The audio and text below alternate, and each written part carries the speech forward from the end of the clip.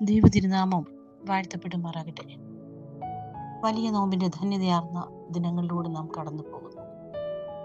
ഉപവാസത്തോടും പ്രാർത്ഥനയോടും വചനധ്യാനത്തിലൂടെയും ആന്തരിക സൗഖ്യം പ്രാപിച്ചു മുന്നേറുവാൻ നമ്മളെ ദൈവം സഹായിക്കുന്ന ദിനങ്ങളായി ഈ നോമ്പ് ദിനങ്ങൾ തീരണം.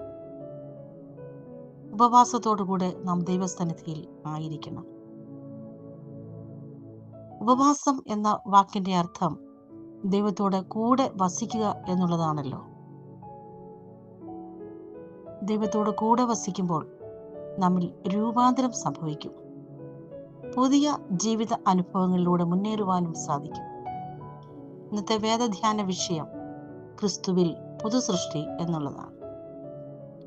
അപ്പോസ്തലനായ വിശുദ്ധ പൗലോസ് കൊരിന്ത്യർക്ക് എഴുതിയ 2 ലേഖനം 5 അധ്യായം 17 മുതൽ 21 വരെയുള്ള വാക്യങ്ങളെ ആസ്പദമാക്കി ഏതാനും നിമിഷങ്ങൾ നമുക്ക് തിരുവചനം ധ്യാനിക്കാം. ലോകരക്ഷിതാവായ ക്രിസ്തുവിന്റെ പരസ്യ ശുശ്രൂഷ, ക്രൂശുമരണം, പുനരുത്ഥാനം എന്നിവ വചനം കേന്ദ്രീകൃതമായി ധ്യാനിക്കുകയാണല്ലോ. ക്രിസ്തു ജീവിതത്തിന്റെ ഭാവതലങ്ങൾ ഹൃദയത്തിൽ ഏറ്റെടുക്കുമ്പോൾ സ്വയം ജീവിതത്തെ ശോധന ചെയ്യുവാനും ജീവിതത്തിന്റെ പുതിയ അർത്ഥതലങ്ങളിലേക്ക് പുതിയ സൃഷ്ടിയായി മുന്നേറുവാനും ഇടയാകുന്നു. ലോക പ്രശസ്ത സുവിശേഷ പ്രസംഗകനായിരുന്ന D.L. മൂഡി തന്റെ ജീവിതത്തിൽ യേശു കർത്താവിനെ സ്വന്തം രക്ഷിതാവായി സ്വീകരിച്ചതിനു ശേഷം ജീവിതത്തിൽ സംഭവിച്ച രൂപാന്തരത്തെക്കുറിച്ച് ഇപ്രകാരം വിവരിച്ചിരിക്കുന്നു. മാനസാന്തരത്തിന്റെ അനുഭവത്തിൽ വന്നതിന് ശേഷം താൻ ദർശിക്കുന്ന സകലത്തിലും ഒരു മനോഹാരിത ഉണ്ടായിരുന്നുവെന്ന് മനസ്സിലാക്കുവാൻ തനിക്ക് സാധിച്ചതായി അദ്ദേഹം തന്റെ അനുഭവക്കുറിപ്പിൽ വിവരിച്ചിരിക്കുന്നു. അതേ സ്നേഹിതരെ, ക്രിസ്തുവിന്റെ സ്നേഹം നമ്മളെ രൂപാന്തരപ്പെടുത്തുന്നതാണ്. കാൽവരി ക്രൂശിൽ നമ്മുടെ പാപങ്ങൾക്ക് വേണ്ടിയാണ് ക്രിസ്തു ക്രൂശുമരണം വരിച്ചത്. അതിൽ കൂടെ നമ്മളോടുള്ള സ്നേഹമാണ് വെളിപ്പെടുത്തുന്നത്.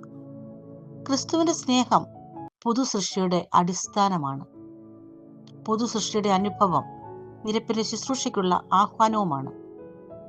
ക്രിസ്തുവിൽ നിറയപ്പെടുന്ന അനുഭവം പുതിയ ജീവന്റെയും നവീകരണത്തിന്റെയും അനുഭവമാണ്.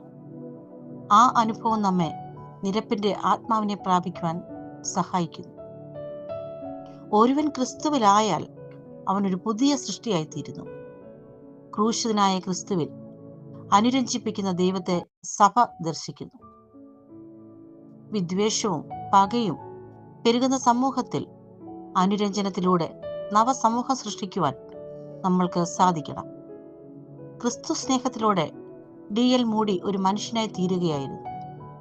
D.L. മൂഡിയുടെ സുവിശേഷ പ്രസംഗങ്ങളും പ്രവർത്തനങ്ങളും മൂലം അനേകരിൽ പരിവർത്തനം സംഭവിച്ചു. ഇപ്രകാരം ഒരു പുതുക്കത്തിന്റെ അനുഭവത്തിലൂടെ ഈ നോമ്പായി തീരുവാൻ നമുക്ക് പ്രാർത്ഥിക്കാം.